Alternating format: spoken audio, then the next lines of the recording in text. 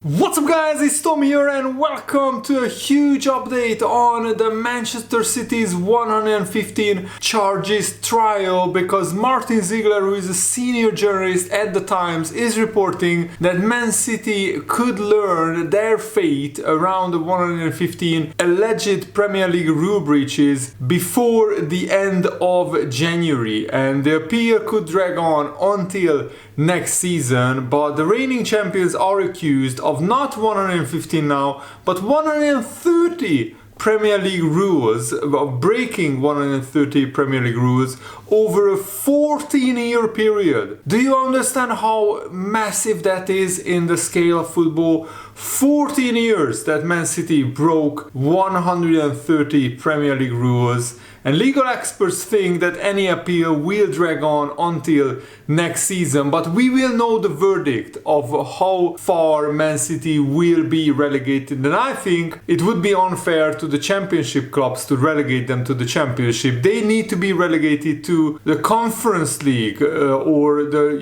non-league football. So the journalist Martin Ziegler is reporting that the original 115 breaches now total 130, because when the Premier League announced the charges in 2023, there was confusion over some of the rules listed in relation to particular seasons, and the Premier League had to issue a correction. So Man City are charged with 130 breaches of Premier League rules. One senior legal source told the Times newspaper that the three-man panel would be aware of the attention focused on the outcome of the case, and they would be working flat out to get their judgment out as soon as possible, because now the independent commission is contemplating all the evidence presented to them, and then they will come to a conclusion, to a verdict, and this verdict could come out at the end of January, according to the source. But the number of alleged rule breaches and the complexity of the case could mean that it is delayed. But I'm absolutely rubbing my hands, and I cannot wait until Manchester City's verdict is announced, because that will send shockwaves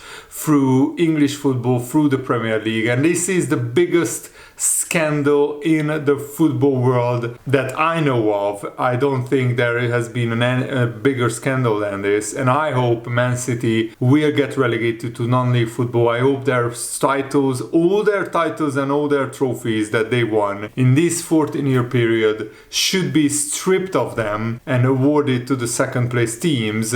Of course, Man City, who deny any wrongdoing, they still haven't presented any evidence proving that they are innocent, and they could be hit with a heavy points deduction or even relegation if the more serious charges are proved. And you can argue this would be just typical, so lucky by Man City that they will be hit with the points deduction when they are not even in the title race at the moment. They are so far off Liverpool, 11 points if Liverpool win their game in hand. But the points deduction needs to be so big that they are relegated. That's the only punishment will be fair and just. The problem is that the punishment could be suspended for 6 to 8 months when Man City appeal, because I don't think it's an if, it's a when Man City appeal. And the legal source told the Times newspaper that this appeal could take 6 to 8 months. And I think that couldn't be the worst case scenario. If Man City are handed a huge points deduction and it's suspended until next season, then it will be even better, because next season Man City will be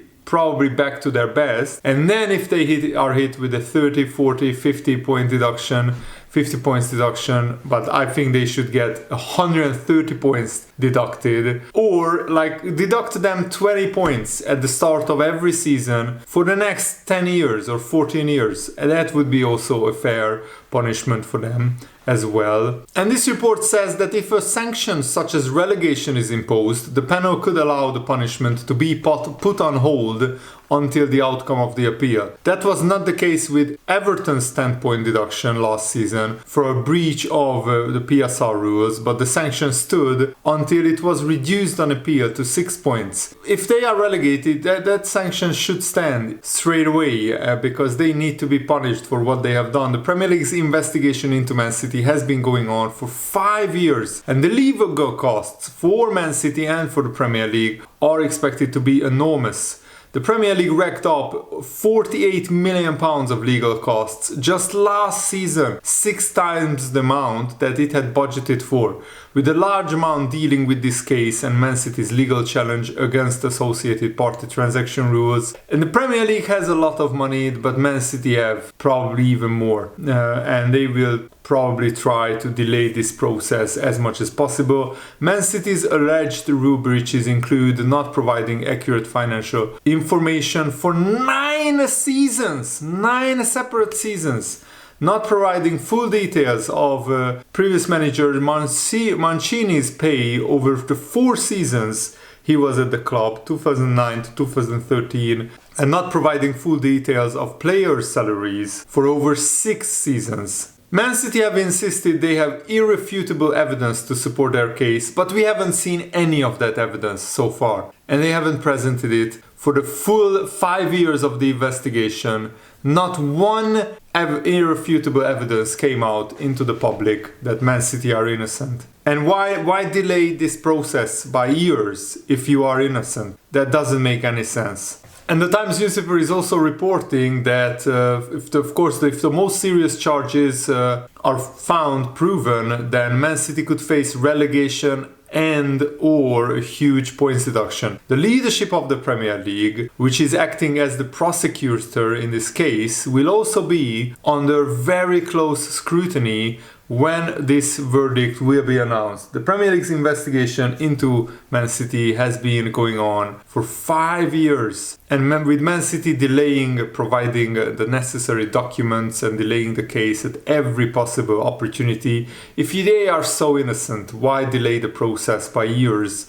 And of course, you all know the answer to that. It's just a hypothetical question. And another journalist provides this interesting insight. So it's impossible to know just how the Man City management team see their chances of escaping these 130 charges against them. But the lack of spending at Man City and their decision to start the season with a very badly prepared squad at least suggests that they are somewhat worried what could happen. Maybe they think 150 million that would normally go on new players might be needed to pay fines or cover a drop in revenue. Perhaps Sheikh Mansour had decided not to sink any more money into a soft power project that might be about to backfire. Like I said, we can't know what they are thinking, but just the perception of this creates doubt. And I mean, if Man City are relegated, then I hope the Man City owners will sell the club, because that will really put Man City back into being a small club again, because that's what they are. In my opinion, they are still a small club who just got filthy rich by getting an owner illegally who is a country and one of the richest countries in the world, the United Arab Emirates, and state ownership should not be allowed in the Premier League, because it's not allowed in any other industry in Europe, because it completely distorts and disrupts the market, and it's not a fair market anymore when one club can spend an almost unlimited amount of money compared to its competitors. And this could explain the turmoil at Man City further, that from the perspective of the players, this signal of caution, this allowance of doubt would surely have been detrimental. Perhaps they would otherwise shrug it off, but there have been other events that in retrospect could help seed that doubt. Cole Palmer opting to leave right when he was on the brink of first team football, then instantly being Chelsea's best player. Berrada jumping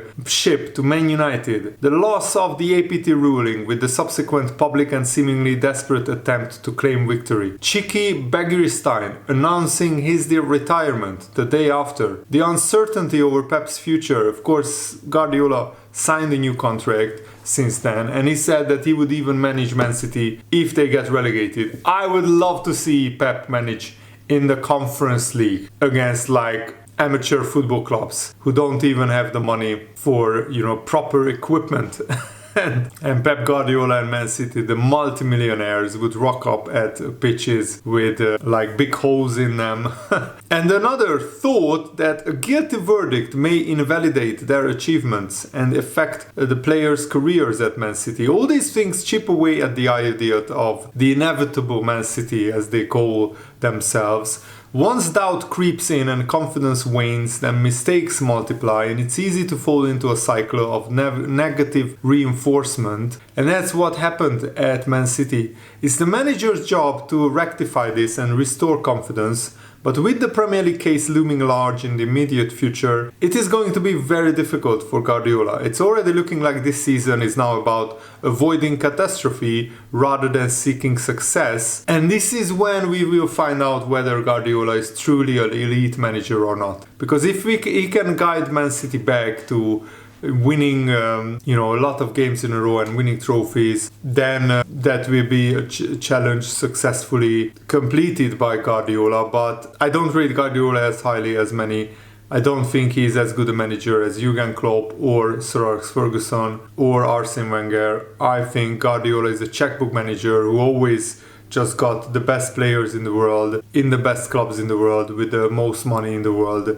I mean, at Bayern Munich, he failed to win the Champions League. At Man City, he failed so many times in the Champions League. It's actually ridiculous. Check out the list of clubs that knocked Man City out in the Champions League under Guardiola's management. They are clubs with a fraction of Man City's budget, and yet Man City got knocked out by them. So out of these 130 charges, 54 charges are linked to allegations against the club for not providing accurate and current financial reports to the Premier League from 2009 until 2018. An additional 35 charges are associated with Man City's lack of cooperation with the Premier League's investigation between 2018 and 2023. So for 5 years, Man City didn't cooperate with the Premier League's investigation. If you are innocent, why on earth would you not cooperate? Why would you delay the investigation for 5 years? It's absolutely ridiculous that Man City are claiming that they are innocent.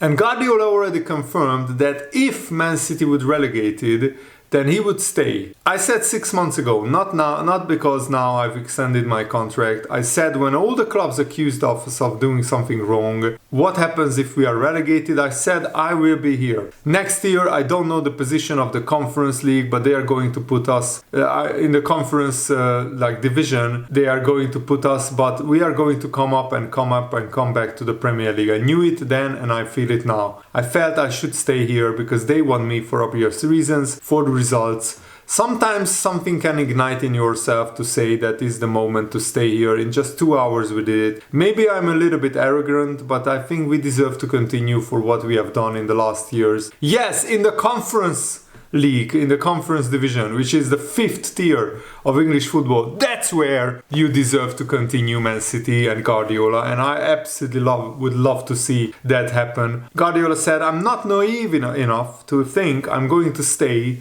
because we have a contract or what we have done in the past. Maybe in a month I'm not here. If the situation is not going well, we have to do it again. And I would absolutely love to see the fallout of Man City getting relegated to non-league football, but even League 1 or League 2 would be fine. Just don't relegate them to the Championship when they can come up only 1 year, because that's not a real punishment. Man City need to suffer for multiple years, and they need their players to leave for Champions League clubs.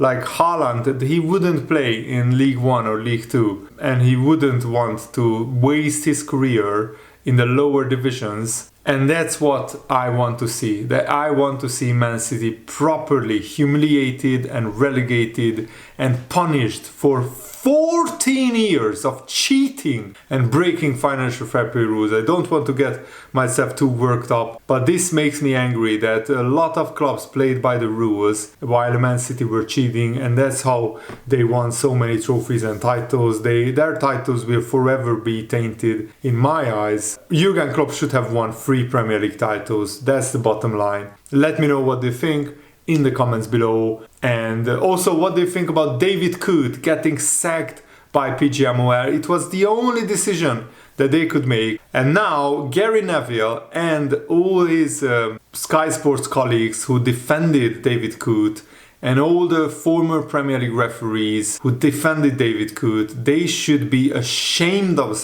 themselves, because they defended a potential criminal, they defended a drug addict, they defended absolute cheating scumbag David Coote, who broke so many of the rules in his contract when he became a professional referee, and he was biased against Liverpool. I'm absolutely 100% certain of that. You just had to look at how he referees Liverpool games and how he absolutely hates Jurgen Klopp. You didn't need the video evidence to know that, but with the video evidence, we know clear as day that that was the case. And the weekend was a good weekend for Liverpool, with David Coote getting sacked, with Arsenal not winning, with Man City not winning, and Man United losing to Nottingham Forest. It was an absolutely brilliant weekend. And today we play Girona. I'm a Liverpool fan, so we play with Girona, so I'm really looking forward to that game. Thanks for watching, guys. Have a nice day. See you later.